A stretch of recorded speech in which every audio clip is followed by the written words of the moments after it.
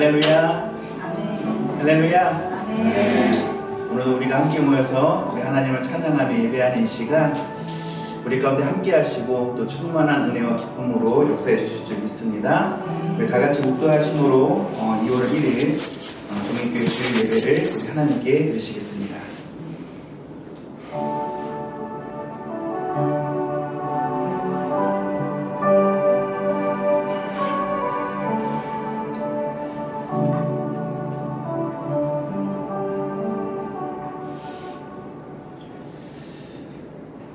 어찌하여 이방 나라들이 분노하며 민족들이 헛된 일을 꾸미는가?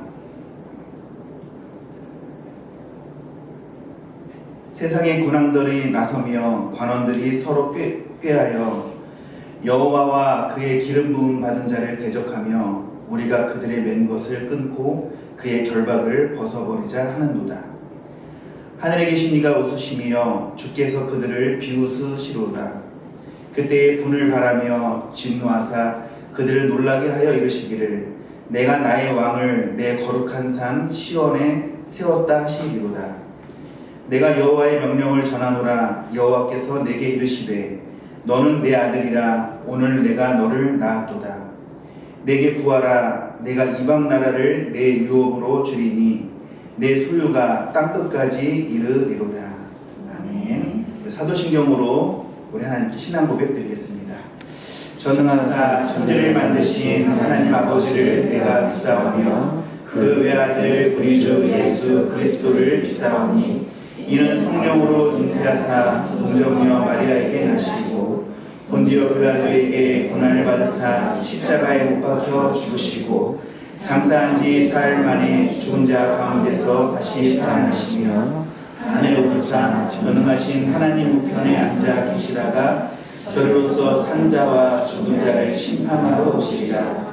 성령을 믿사오며 거룩한 공예와 성도가 서로 교통하는 것과 죄를 사하여 주시는 것과 몸이 다시 사는 것과 영원히 사는 것을 믿사옵나이다. 아멘. 놀라운 은혜와 사랑을 허락하신 참 좋으신 우리 아버지 하나님 감사합니다. 오늘 복된 주일 우리 한 사람 한 사람 이끌어 주시고 우리 함께 모여서 하나님을 찬양하며 예배를 영광 돌리게 하심을 감사드립니다. 하나님께서 친히 우리를 택하여 주의 백성 삼으시고 하나님의 자녀가 되는 놀라운 은혜를 우리 가운데 허락하셨음을 오늘 다시 한번 기억하게 하시고 그래서 더욱더 감사와 감격으로 우리 하나님을 찬양하며 경배할 수 있도록 인도하여 주옵소서. 지난 날들의 모습을 다시 한번 돌아보고 또한 그릇된 모습들을 회개하며 돌이키고 온전히 주님 안에 거하기를 소망하는 복 있는 자가 되게 하여 주옵소서. 이 시간 마음과 뜻과 힘과 정성을 다해 우리 하나님을 찬양하며 예배할 때 성령으로 말씀으로 충만한 기쁨으로 우리 가운데 함께하여 주옵소서. 감사드리며 예수님의 이름으로 기도드립니다. 아멘. 우리 함께 찬양으로 나아가겠습니다. 우리 지난주에도 함께 했었는데요.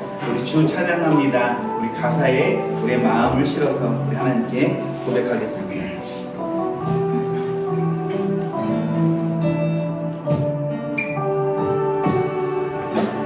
주 찬양합니다.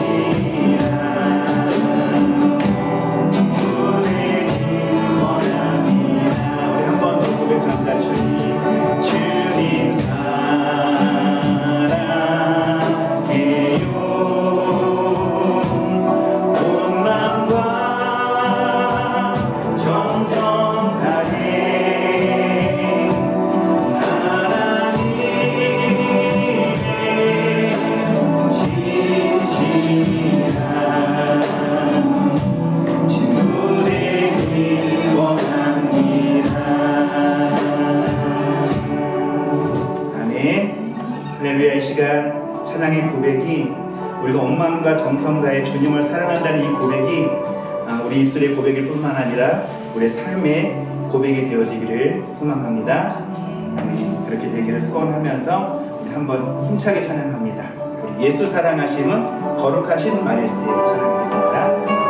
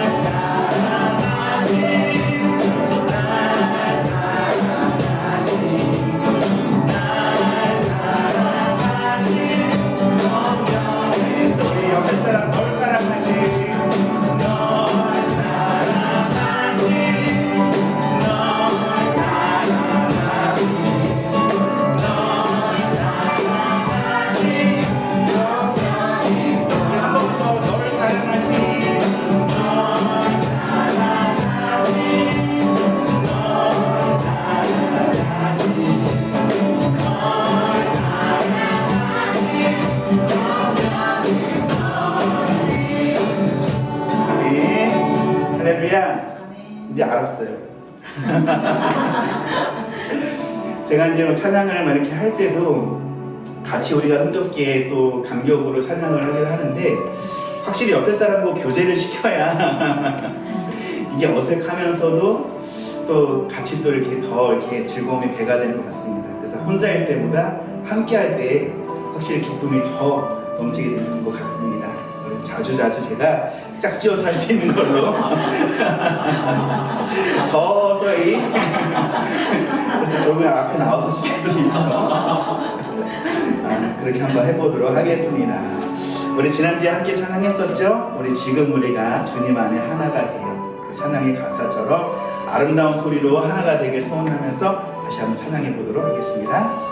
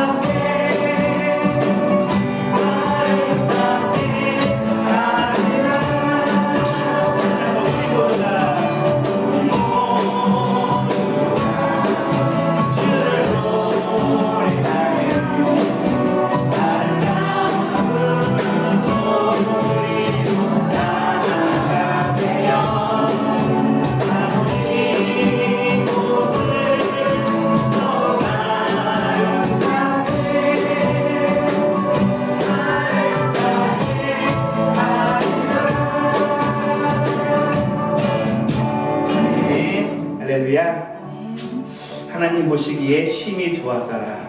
우리 한 사람 한 사람을 우리 하나님께서 그렇게 여기시는 줄로 믿습니다.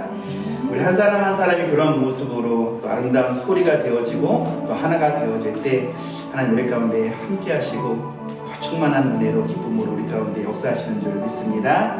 우리 기도하는 마음으로 우리 주님 이곳에 우리와 함께 하시니 찬양 드리도록 하겠습니다. 주님 이곳에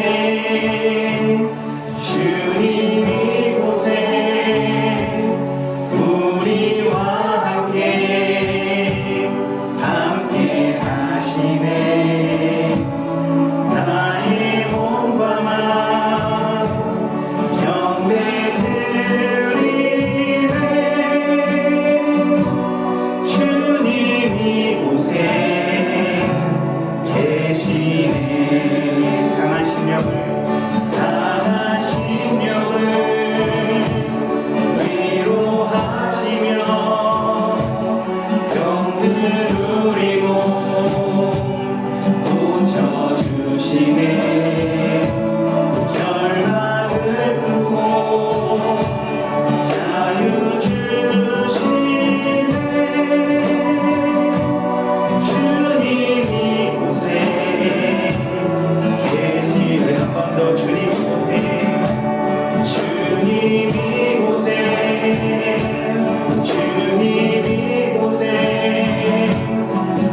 우리와 함께 하시네. 나의 몸과 마음 경배드리네. 주님 이곳에 계시네. 우리 시간 합심해서 하나님께 기도합니다. 오늘도 우리와 함께 하시는 하나님, 우리 찬양을 통해 고백한 것처럼 나의 몸과 마음 경배드리고 병든 우리의 몸과 마음을 고쳐주시는 주님을 오늘도 간절히 사모하는 마음으로 나아갈 때 이 시간도 말씀으로 우리 가운데 함께 해달라고, 또 말씀을 전하실 손전도사님 신이 붙드셔서 그 입술을 통하여 진리의 말씀이 선포되어지게 하시고 우리 마음 가운데 그 말씀이 온전히 새겨지는 기억과 복된 시간으로 우리를 인도해 주시라고 다 같이 은혜 받기 위해서 합심해서 하나님께 기도하겠습니다. 살아계신 아버지 하나님, 은혜와 사랑을 감사합니다. 오늘 이곳에 우리가 함께 하나님 앞에 나와서 우리 하나님을 찬양하며 예배할 수 있도록 인도하심을 감사합니다. 우리가 마음을 다해 몸을 다해 우리 하나님을 찬양하였고 또 우리와 함께 하시는 주님을 간절히 사모하고 또 느낌을 주님께 나아갑니다. 이 시간도 성령으로 말씀으로 충만한 은혜로 우리 가운데 함께하여 주옵소서. 말씀을 전달하실 우리 손흥태 전도사님 주의 능력의 오른손으로 붙들어 주셔서 그것을 통해 진리의 말씀이 선포되어지게 하시며 하나님 우리의 마음이 무엇보다 오토의 것이 되어지길 원합니다. 그 말씀이 우리 마음밖에 심겨져서 정말 우리가 그 말씀과 상관이 있는 자가 되게 하시고 그래서 그 아름다운 한당한 열매를 맺음으로 말미암아 우리 하나님을 아버지 하나님 더욱더 아버지 하나님과 하나님의 삶을 살아갈 수 있는 모두가 되어줄 수 있도록 주님 인도하여 주시옵소서. 오직 주님께만 눈물을 원합니다. 우리 가운데 함께 하시고 역사하여 주시옵소서. 오늘 같이 은혜를 나눌 하나님 말씀은 계시록 1장 10절입니다. 제가 봉독할게요. 주의 날에 내가 성령에 감동되어 내 뒤에서 나는 나팔소리 같은 큰 음성을 들으니. 아멘. 지지난 시간에 저희는 1장 9절을 살펴봤죠. 거기서 이 계시를 받는 사람, 나 요한이 누구인가를 이제 편지를 받는 분들한테 소개하고 있는데 세 가지로 자기를 소개했어요. 나는 특별한 사람이 아니라 너희의 형제다. 두 번째, 예수님으로 말미암는 환난과 그리고 예수님의 나라, 그리고 예수님으로 인해서 참아야 하는 인내에 동참하는 동참자다. 그리고 마지막으로 세 번째는 나는 예수님과 그리고 하나님의 말씀을 증언하는 증언자다. 즉 그러니까 사도 요한의 자기 이해는 이렇게 세 가지로 나는 형제다. 나는 이제 동참하는 사람이다. 나는 증언하는 사람이다. 이렇게 얘기를 해서 세 가지로 묶어서 지난 시간에 이것을 우리는 우리 자신을 증명하는 방식으로 살아가는 것이 아니라 예수님을 증언하는 사람으로서 주인공을 우리 인생의 주인공으로 모셔서 살아간다라고 같이 은혜를 나누었고, 이어지는 오늘 본문 10절은요. 이제 장차 이어질 모든 계시가 어떠한 상황에서 주어졌는지를 소개하고 있어요. 세 가지로 당시 상황을 이야기하고 있는데, 첫 번째로는 내가 주님의 날에, 두 번째로 성령 가운데 있었고, 마지막 세 번째로 나팔소리 같은 큰 음성을 들었다. 세 가지 보라고요. 주님의 날에 성령에 감동되었고, 세 번째 나팔소리 같은 큰 음성을 들었다.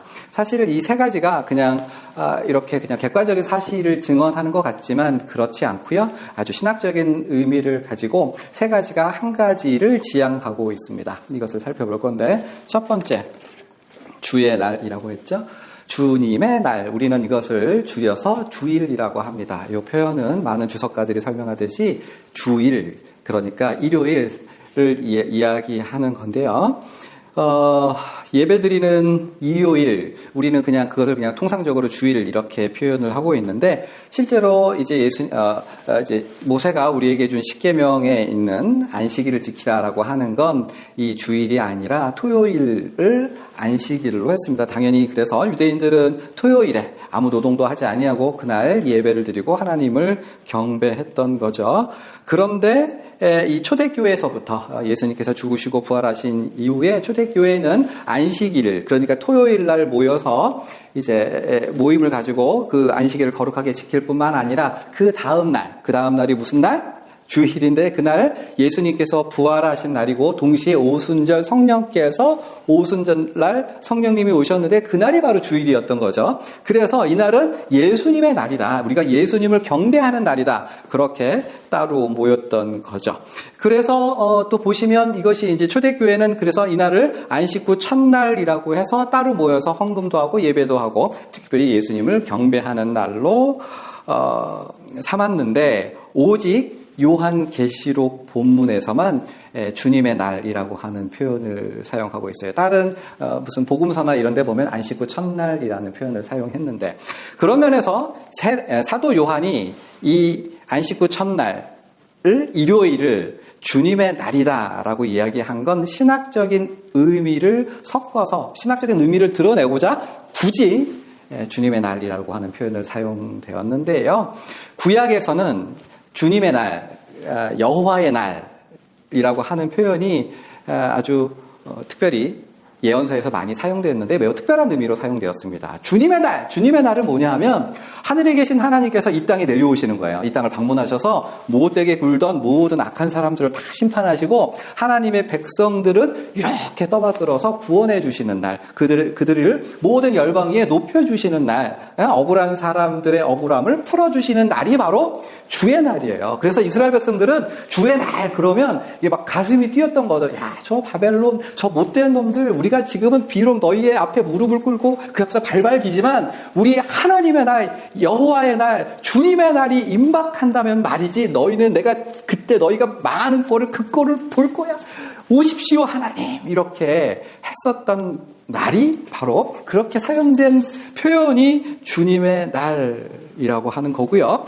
바로 그 주님의 날이라는 표현을 요한이 여기서 주님의 날이라고 하는 표현을 끌어와서 사용하고 있는 이유가 뭐냐? 진짜로 하늘에 계신 하나님께서 이 땅에 방문하셨어요. 그리고 우리를 구원하시는 어떠한 방식으로 우리를 위해서 죽으시고 부활하시고 하늘 보좌에 앉아서 이 세상을 통치하신다는 거예요. 그러니까 그런 면에서 이스라엘이 그토록 바라고 원하고 기대하고 사모했던 하나님의 방문하심과 우리의 구원이 이루어졌음을 드러내는 거예요. 그러니까 우리가 이렇게 주일날 모여서 예수님을 찬양하고 예수님께서 이 땅에 오신 복음의 내용을 묵상하고 상고하는 이것은 우리가 이 세상을 어떻게 살아간다? 이미 구원받은 자로서 그 구원받음을 체험하고 맛보고 경험하면서 우리의 인생을 살아간 가장 놀라운 일은 이미 이루어졌어요. 이미 우리는 하나님의 방문하심과 하나님께서 우리를 구원하심을 체험하고 그것을 확인하는 의미로 주일날 모여서 예배를 드리고 찬양을 드리는 거죠. 우리 주님의 십자가와 부활을 전해 듣고 우리가 그걸로 구원받았지라고 그렇게 삶의 기준으로 살았다는 점에서 우리는요, 그 위대한 선지자들 12들보다 훨씬 더 복받은 사람이에요. 아브라함도 못 받고요, 다윗도 보지 못했고, 이사야도 멀찌감치 그날이 올 거야, 제발 왔으면 했었던 거를 우리는 이미 우리의 과거로 우리 속에 이미 안착하고 장착해서 살아갔다라고 하는 점에서 천사도 보고 싶었던 그 복음을 우리 속에 내면화해서 그걸 체험하는 사람으로 살아간다는 점에서 구약의 모든 사람들보다 우리는 가장 복된 사람들이고 그 복에 겨운 인생을 살아가고 있다라고 하는 점. 그래, 너희 사는 거 힘들지, 핍박받지, 고통받지, 어렵지. 근데 말이야, 보니까 진짜 잘 봐라. 너희는 이미 주님의 날을 경험하고 그것을 딛고서 살아가고 있지 않느냐라고 하는 의미가, 사랑하는 여러분, 주의 날이라고 하는 표현에 사용되고 있는 거죠. 가장 중요하고 가장 놀랍고 가장 위대한 날을 우리는 밟고 디디고 우리의 디딤돌로 삼아서, 우리의 기초로 삼아서 살아가고 있다는 사실을 기억하기를 바랍니다. 두 번째로는 성령에 감동되었고 라고 되어 있죠. 주님의 날에 성령에 감동되었고. 이제 문자적으로는 내가 성령 안에 있었다라고 하는 표현이에요. 예수님께서 이제 요한 복음서에서 제자들을 향해서 이제 내가 가야 돼. 내가 가는 게 너희한테 유익이야. 이렇게 말씀하셨어요. 16장 7절로 되어 있네요. 16장 7절. 내가 가는 게 너희한테 도움이야. 아, 무슨 말씀이세요? 내가 가야 누가 오신다? 성령님이 오신다. 내가 올라가잖아. 부활해서 하늘에 올라가잖아. 그럼 가만히 있지 않고 내가 성령님을 너희한테 보내줄 거야. 성령님께서, 그러니까 예수님께서 죽으시고 부활하시고 그 부활의 능력으로 하늘에 오르셔서 무엇을 하시냐? 성령님을 우리에게 보내주신다. 그것이 우리에게 유익이 되고 가장 복이 된다. 근데 그 성령께서 이 땅 가운데서 오셔서 뭐 하시느냐? 뭐 하신다고요? 오늘 본문에 요한이 그 성령 안에 머물러 있게 된대요. 그러니까 이 땅에 오신 성령님께서는 자기 안에 공간을 내어주시고 우리로 하여금 그 속에 들어오게 하신다는 거예요. 우린 누구 안에 살아요? 성령님 안에 살아요. 성령님께서 우리에게 공간을 내어주셨어요. 마치 집처럼, 엄마의 품처럼 우리는 성령님 안에서 살고 성령님으로 말미암아 살아요. 성령 안에 있대잖아요. 어디서 사세요? 네, 저 경기도 광명시. 이게 아니고, 어디 살아요? 성령님 안에서 삽니다. 성령님이 나의 이불이 되어주시고 엄마의 품이 되어주시고 나의 집이 되어주십니다. 어떻게 사세요? 성령님으로 말미암아 삽니다. 나는 돈을 벌어서 운전을 해서 일을 해서 사는 것이 아니라 성령님께서 나의 심장을 뛰게 하시고 성령님께서 나의 피가 흐르게 하시고 성령님께서 나로 하여금 기구동작 움직이도록 하심으로 말미암아 성령을 의지해서 성령으로 말미암아 성령 안에서 살아갑니다. 근데 이 성령님께서 우리에게 오셨다라고 하는 사실, 우리가 성령 안에서 살아가겠다라고 하는 사실, 마찬가지로 구약의 모든 믿음의 선배들이 아이고 나도 저렇게 살아봤으면 하면서 고대했던 거예요. 성령님이 이 땅에 오신 것은 뭐예요? 종말의 증거예요. 하나님의 구원이 우리 가운데 이루어졌음을 보증해주고, 그리고 그 안에서 가장 복된 것을 누리고 사는 것이 뭐냐? 성령 안에서 산다라고 하는 거죠. 우리가 일상적으로 성령님의 감동, 역사, 충만, 깨닫게 하심과 우리로 하여금 울게 하시고 웃게 하시는 것을 경험하잖아요. 오순절이니까 더욱 그런 경험이 그죠? 많이 보셨고. 근데 우리는 이게 너무 기도 열심히 하면 되지, 뭐 말씀 보면 되지, 뭐 금식 보면 하면 되지. 물론 맞는데 사실 틀려요. 그게 어떻게 가능해졌어요? 예수님께서 죽으시고 부활하시고 성령님을 보내주셔서 구약의 모든 성도들은 경험하지 못했던 그 놀라운 은혜를 우리는 지극히 당연한 것으로 누리고 산다. 우리 엄마는 늘 제일 불쌍한 사람이 엄마 없는 사람이 제일 불쌍하다 그랬는데, 성경상으로 누가 제일 불쌍한 사람? 성령님을 모르고 하나님을 몰랐고 사는 삶이 가장 불행한데, 예수님의 부활 승천 그 이후에 우리에게 어떤 축복을 허락하셨어요? 성령님으로 말미암아 성령님 안에서 성령께서 우리에게 곁을 내어주시고 자 이렇게 살아가렴이라고 하시는 그 은혜가 얼마나 큰 것인가를 우리한테 너무 당연하지만 너무 당연해서 이 감사한 걸 잘 모르고 사는 것은 아닐까.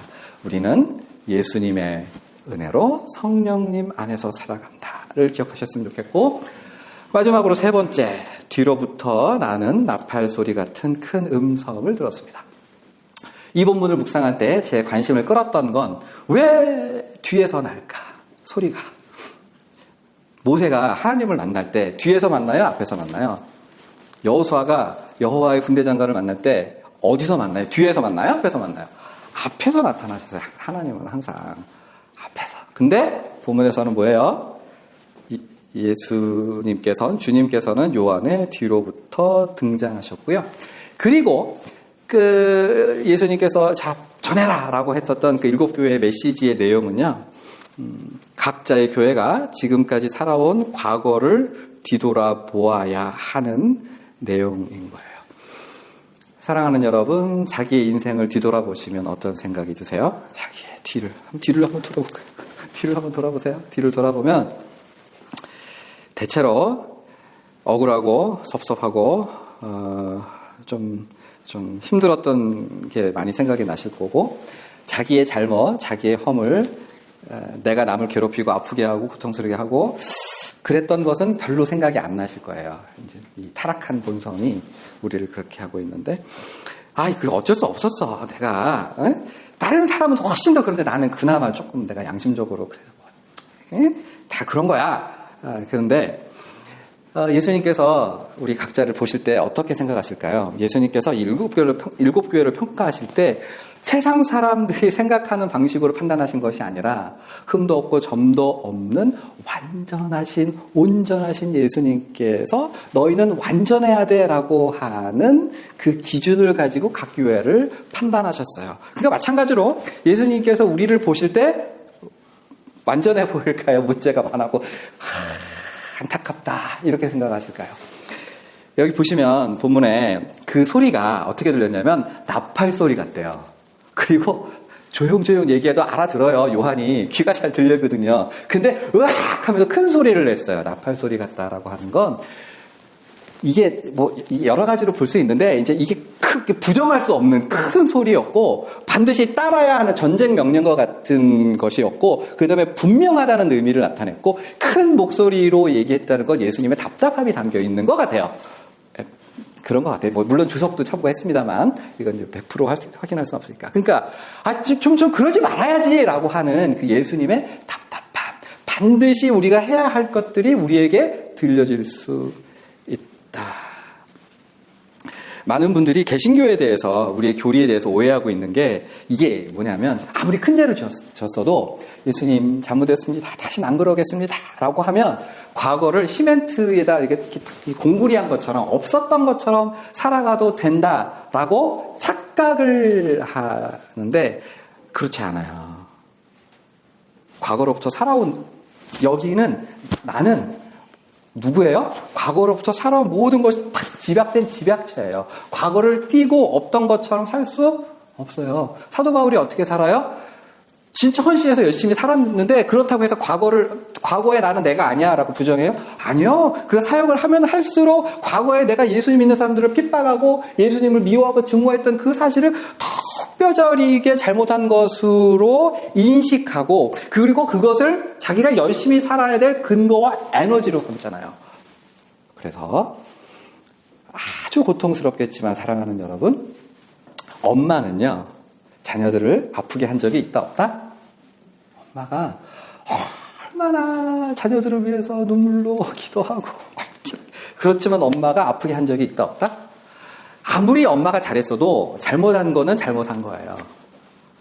아빠가 열심히 돈을 벌어서 아빠의 잘못이 있다 없다? 그때 그렇게까지 화낼 거 아니었잖아. 이게 나한테 하는 얘기예요. 반성아 미안해. 그때 그렇게까지 화내지 않고 그냥 좋게 말해도 어차피 안 고쳐질 건데 근데 내가 세상 일이 잘 안 돼서 화풀이 한 게 100분의 1이 없었냐? 아니죠. 있죠. 와이프랑 싸워서 아들을 팍 때린 적이 그치, 나는 나 그렇게 하는데 라고 할 수 없다. 근데 이러한 아픔, 이거를 기억하는 게 굉장히 고통스럽고 아파요. 아프죠? 누구라도 안 그렇겠어요? 과거의 일을 막 기억해내고 내가 그때 잘못했고 그걸 인정하는 것도 쉽지 않아요. 하지만 어떻게? 예수님의 눈으로. 예수님께서 나를 보셨을 때 어떻게 판단하실까? 그래서 바람을 안 폈어요. 잘하셨습니다. 근데 바람은 안 폈는데, 이 남자 만나가지고 내가 바람은 안 폈는데, 다른 품이 조금이라도 예수님 앞에 내가 진짜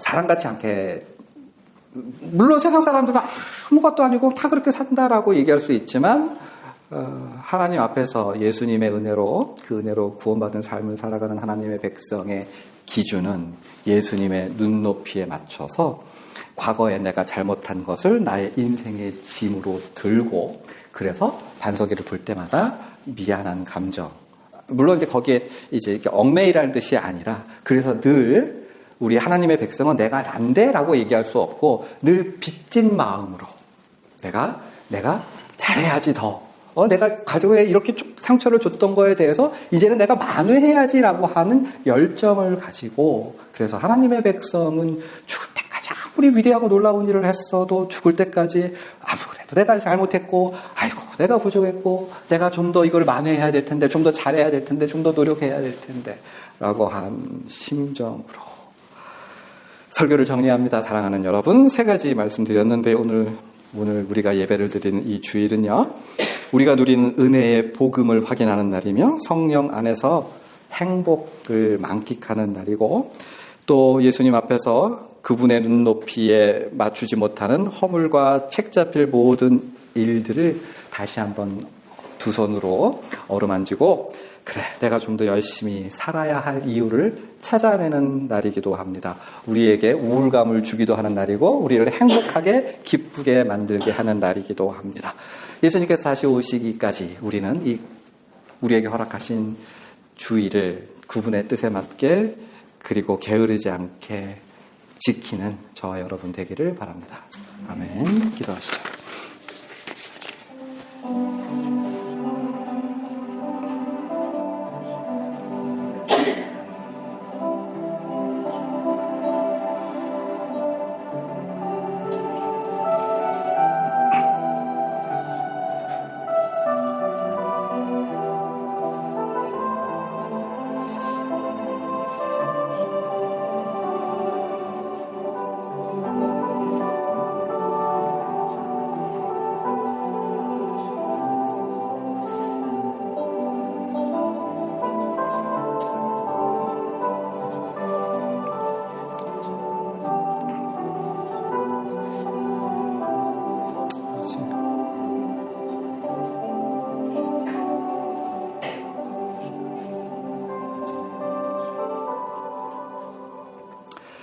사랑의 주님, 크신 은혜와 사랑을 감사드립니다. 그 사랑에 합당하게 주님을 기쁘시게 하고 우리에게 주어진 사람들을 잘 섬기며 이 땅 가운데 거룩한 주의를 지켜 예배하는 삶으로 살아갈 수 있도록 주장하여 주시옵소서. 감사드리며 살아계신 예수님의 귀한 이름 받들어 기도하옵나이다. 아멘. 하늘에 계신 우리 아버지, 이름이 거룩히 여김을 받으시오며 나라가 임하시오며 뜻이 하늘에서 이루어진 것 같이 땅에서도 이루어지이다. 오늘 우리에게 일용할 양식을 주시옵고 우리가 우리에게 죄진 자를 사하여 준 것 같이 우리의 죄를 사하여 주시옵고 우리를 시험에 들게 하지 마시옵고 다만 악에서 구하시옵소서. 나라와 권세와 영광이 아버지께 영원히 쌓옵나이다. 아멘. 아멘.